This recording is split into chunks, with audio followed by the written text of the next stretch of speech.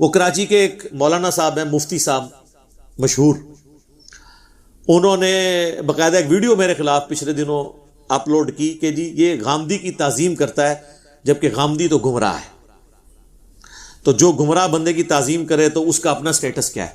اتنے بڑے بڑے بلینڈر غامدی صاحب سے ہو رہے ہیں اور ہمارے انجینئر صاحب کی تصویریں وائرل ہو رہی ہے کہ وہ غامدی کے ہاتھ چوم رہے ہیں. سمجھ میں آ رہی ہے بات؟ سر ہم تو ان علماء کی بھی عزت کر رہے ہوتے ہیں جن کے عقیدے بقول آپ کے غامدی صاحب سے بھی زیادہ گمراہ کون ہے؟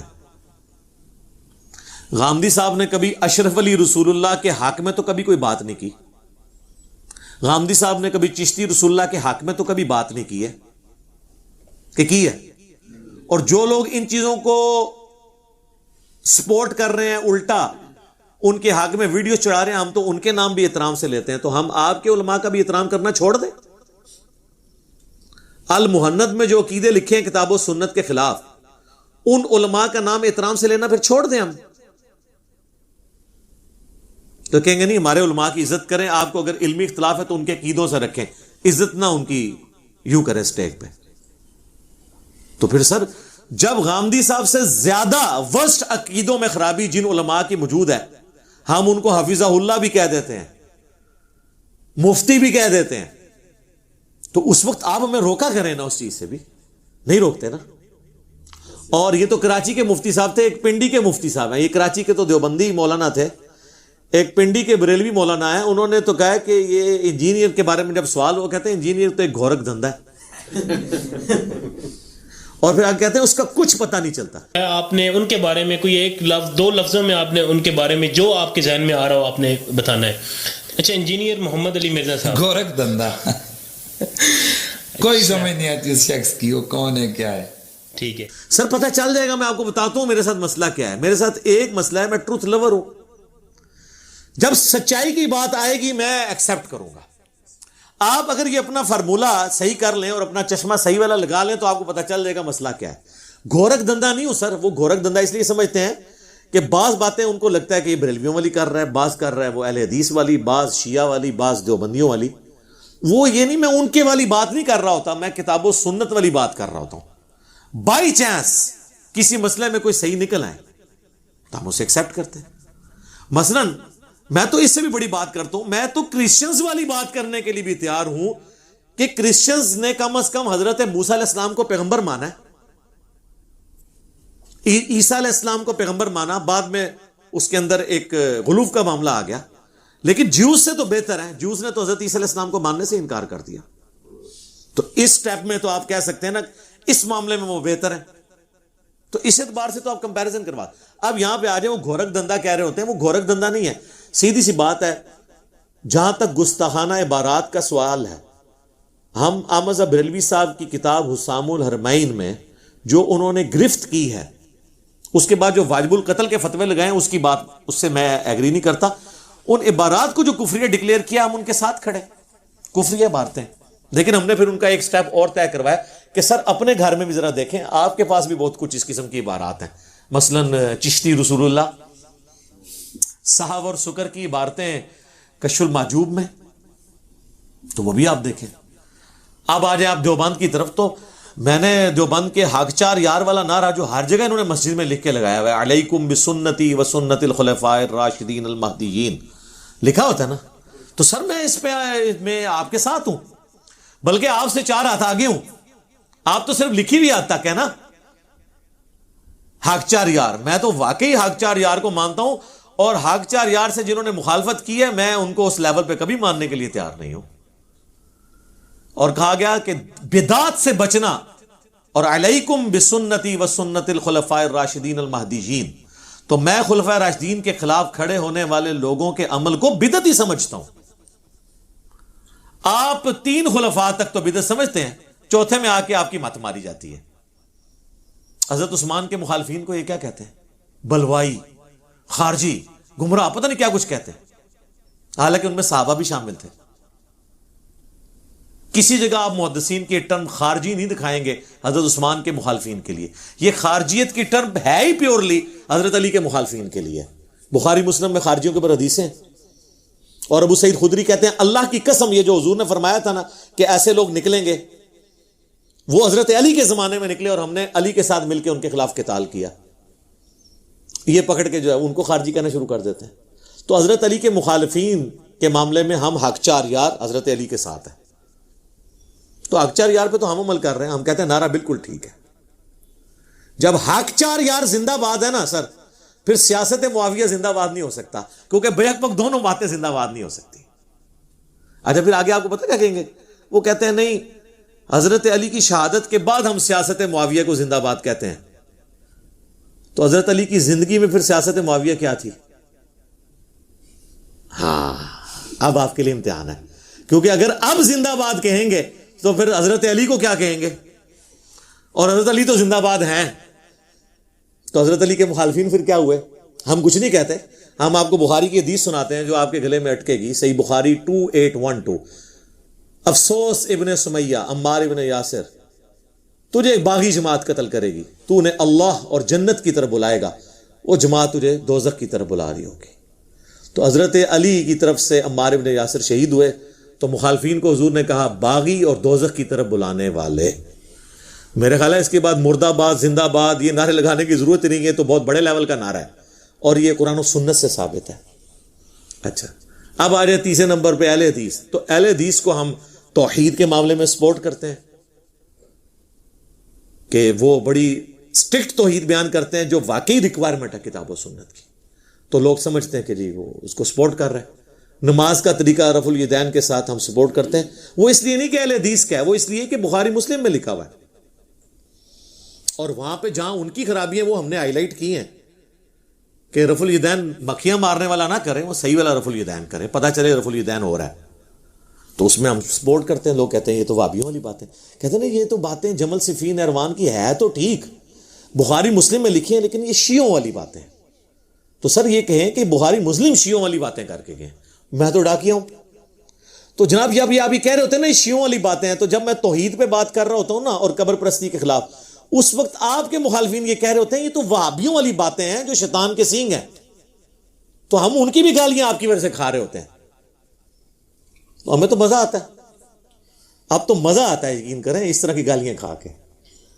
اس لیے کہ ہمیں یہ خوشی ہوتی ہے کہ انبیاء جب دعوت حق بلند کرتے تھے ان کے مخالفین ان کو گالیاں دیتے تھے، اس سے ان کے مرتبے بلند ہوتے تھے. تو انبیاء کا جو ڈاکیا ہے نا آج انبیاء کی دعوت لوگوں تک پہنچا رہا ہے، اس کو بھی وہ گالیاں کھائے گا تو وہ بھی اس کو انجوائے کرے گا کہ میں بھی انگلی کٹا کے شہیدوں میں شامل ہو رہا ہوں، میں بھی انبیاء کرام کا قیامت والے دن پڑوس حاصل کر لوں گا انشاءاللہ. اسی طریقے سے اہل تشیع کا جو مقدمہ ہے بنو امیہ کے خلاف، اس معاملے میں سپورٹ کرتا ہوں. ٹھیک ہے میں اس ایکسٹریم پہ نہیں جاتا کہ تکفیر تک جاؤں، لیکن باقی ان کا جو معاملہ ہے جمل صفین نہروان والا، حضرت علی کی حقانیت، وہ تو اہل سنت کی کتابیں بھی مانتی. سنی نہیں مانتے تھے عوام الناس، علماء تو ہمیشہ سے مانتے تھے. یہ تو سعودیہ ایران کی ٹسل شروع ہوئی تو وہ بیک فوٹ پہ چلا گیا. ادروائز ہم نے اس کو آ کے ایک معاملے کو کیا تو وہ کہتے ہیں تو شیعوں والی باتیں کرتا ہے، ان کو سپورٹ کرتا ہے. تو ہم ہر معاملے میں کسی نہ کسی کو سپورٹ کر رہے ہوتے ہیں، لیکن وہ اس لیے سپورٹ کر رہے ہوتے ہیں کہ ہم نے کتاب و سنت کو سپورٹ کرنا ہے، ٹروتھ لور بننا ہے. تو پھر آپ کبھی ہمیں کہیں گے یہ گھورک دھندا ہے، کبھی آپ یہ کہیں گے کہ جی یہ گمراہ علماء کی تعظیم کرتا ہے. اب یہاں پہ بنتا ہے کہ میں بتاؤں کہ تعظیم والا معاملہ کس لیول تک آپ کے بزرگوں نے کیا ہے دوسروں کا. اگلے دن وہ تقی عثمانی صاحب کا نا دیوبندیوں نے ایک کلپ اپلوڈ کیا اور وہ اپنے مریدین کو بتا رہے تھے کہ ہمارے کابرین کی زبان بڑی اچھی تھی. وہ کہتے ہیں کہ جی اشرف علی تھانوی صاحب کے سامنے کسی نے کہہ دیا کہ احمد رضا بریلوی نے یہ لکھا ہے، تو انہوں نے اسے ڈانٹا کہ تم ان کا نام احترام سے کیوں نہیں لے رہے، اس کے ساتھ لگاؤ مولانا احمد رضا بریلوی. ٹھیک ہے، تو پھر وہ ساتھ کہتے ہیں کہ حالانکہ احمد رضا بریلوی صاحب نے ہمارے کابرین پہ کفر کے فتوے لگائے ہوئے تھے، لیکن ہمارے کابرین کی زبان ایسی تھی کہ وہ اپنے مخالفین کے بارے میں احترام کا رویہ رکھتے تھے اور اپنے مریدین کو بھی یہی سکھاتے تھے. ہمارے حضرت حکیم الامت مولانا تھانوی رحمۃ اللہ علیہ کے سامنے ایک شخص نے کہا کہ جی احمد رضا بریلوی نے تو یہ بات لکھی ہے، اس طرح کہہ دیا. آپ جانتے ہیں کہ مولانا احمد رضا خان بریلوی جو ہیں انہوں نے ہمارے اکابر کے خلاف کفر کے فتوے دیے، تو حضرت نے ڈانٹا ہوں کہ تم ایسے نام کیوں لے رہے ہو بغیر کسی ताज़ीमी लक़ब, मौलवी कहते, मौलाना कहते, मौलाना अहमद रज़ा खां बरेलवी कहते, तुमने सिर्फ अहमद रज़ा खां बरेलवी क्यों कहा? वो यानी गोया इसको भी उनकी तौहीन समझा और टोका कि ठीक है तुम्हारे खिलाफ दूसरे मसलक के आदमी हैं, हमारे ऊपर फतवे भी लगाए, लेकिन हम अपनी ज़बान को गंदा नहीं करेंगे, हम अपनी ज़बान से उनकी तौहीन नहीं करेंगे। तो अल्लाह तबारक व तआला ने हमारे अकाबिर को ऐसा बनाया कि अपनी ज़बान को हमेशा दायरे में रखते। उन्होंने तो खैर इससे भी बड़ा जुमला बोला है, वो कहते हैं देखें अल्लाह ने हमारे अकाबरीन को कैसा बनाया था, अल्लाह माफी दे, देखो देखो इन्हों दे अकाबरीन बन के नाजल होए ने, जैसे कहते हैं ना नबी इस्लाम को रहमतुल लिल आलमीन बना कर भेजा, एक कहते ने साडे बाबे बना के उतों नाजल होए ने, केड़े? अशरफ अली थानवी रसूलुल्लाह अलैह बाबे, जी आलिमदाद रसाला, वो बाबे कहते हैं हमारे काबरीन को अल्लाह ने ऐसा बनाया था। और वो बात किसी कर रहे थे, अशरफ अली थानवी ने समझाया। अब आपने ये बात याद रखनी है। तो हम मौलाना तकी उस्मानी साहब हाफिज़हुल्लाह ताला से रिक्वेस्ट करते हैं कि सर आप जरा ये अपनी अवाम को बताएं कि आपकी जो अकायद की बुनियादी किताब है अल मुहन्नद अलल मुफन्नद, इस पे जो 25 उलमाए देवबंद ने साइन किए थे, उसमें क्या अशरफ अली थानवी साहब के साइन मौजूद नहीं है? और उन्होंने लिखा कि मैंने इस किताब को पढ़ा है, मैं इसके साथ मुत्तफिक हूं, और लिखा है एंड पे जाके अपने साइन किए हैं अशरफ अली थानवी हनफी चिश्ती। और यहां आपको थानवी साहब का ये वाकया सुना रहे हैं कि उन्होंने अपने मुरीद को डांटा। तो सर ये बताइए कि अल मुहन्नद अलल मुफन्नद का मतलब क्या है? अल मुहन्नद हिंद की तलवार, अलल मुफन्नद एक पागल सिठियाए हुए बाबे के ऊपर जिसका दिमाग चल जाए। और वो बाबा किसे कहा उन्होंने? अहमद बरेलवी को। जनाब जब अशरफ अली थानवी साहब इतनी सख्त लैंग्वेज यूज हुई अहमद बरेलवी के बारे में कि पागल बाबा कहा, उस वक्त तो उनकी रग नहीं फड़की कि एहतराम से लिखे नाम, और बाद में मुरीदों के सामने मौलाना के बगैर जिक्र हो गया तो एहतराम की रग फड़क गई।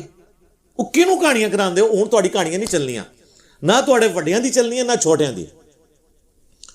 अगर मुफ्ती आजम पाकिस्तान, बल्कि वो तो कहते हैं इस वक्त मुफ्ती आजम अर्थ हैं वो, हां जी हाँ, इसलिए कि इंडिया वाले भी इनको मुफ्ती आजम कहते हैं तकी उस्मानी साहब को। जब उनका लेवल ये है कि वो बैठ के अपने बच्चों को इस किस्म की कहानियां करवा रहे हैं कि अल्लाह ने हमारे काबरीन को ऐसा बनाया था।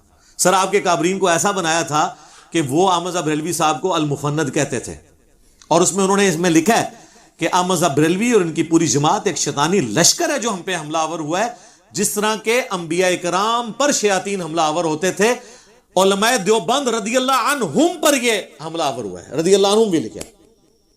तो अब आपको बच्चों पता चला कि अल्लाह ताला ने देवबंद के काबरीन को कैसा बनाया था। हाँ, अब तो हम ये कहेंगे ना कि वो अपने मुखालफीन को अल मुफन्नद कहते थे और उनके सर पे तलवार रखते थे, अल मुहन्नद हिंद की तलवार अलल मुफन्नद एक पागल बाबे के ऊपर। तो तकी उस्मानी साहब हाफिज़हुल्लाह ताला व दामत बरकातुहुल आलिया आपके काबरीन को ऐसा बनाया गया था। तो अब आप ये कहानियां करानी छोड़ दें, ये सब कहानियां, आपकी लैंग्वेज यही थी और आपकी नहीं, आपके मुखालफीन ने भी यही किया। उसामुल अरमैन का मतलब है अरमैन की तलवार, और उसमें अहमद बरेलवी ने लिखा है कि उलमाए देवबंद जिनके ऊपर फतवे लगाए हैं ये सब के सब काफिर हैं, इनके कुफर में शक करने वाला भी काफिर, और ये मुर्तद हैं, इस पे इजमा यानी वाजिबुल कत्ल। तो दोनों ने एक दूसरे की बड़ी ताजीम की है, इज्जत की है इन्वर्टेड कामा के अंदर। तो अब ये लोग कह रहे हैं कि जी ये तो इंजीनियर ने दफन हुए हुए मसले उठाना। सर दफन नहीं हुए हुए थे, दफन तो ये तब हुए होते कि जब देवबंद और बरेलवियों की मस्जिदें एक होती। क्या देवबंदी दावत इस्लामी की जमात के लोगों को अपनी मस्जिद में आने देते हैं? और क्या बरेलवी तबलीगी जमात को अपनी मस्जिद में आने देते हैं? तो फिर यह कहना कि दफनाए हुए मसले इंजीनियर ने उठाए हैं, तो ऐसा तो नहीं, ये दफन तो हुए ही नहीं थे, ये दफन हुए नहीं सर, ये लाशें दफनाने का वक्त अब आया है। ये तो गल सड़ के ताफुन फैलाया हुआ है पूरी दुनिया में इन लाशों ने। हम इन्हें एक एक करके ढूंढ ढूंढ के दफना रहे हैं अल्लाह के फजल से, ताकि इनकी बदबू खत्म हो। ये दफनाए हुए मसले नहीं है सर। और अगर इन चीजों के बाद मैं रिजल्ट ये निकालूं ना कि आप लोग काफिर हैं, फिर तो आप कहें मैं तो ये ऐसा रिजल्ट नहीं निकाला, मैं तो आपको मुसलमान समझता हूं।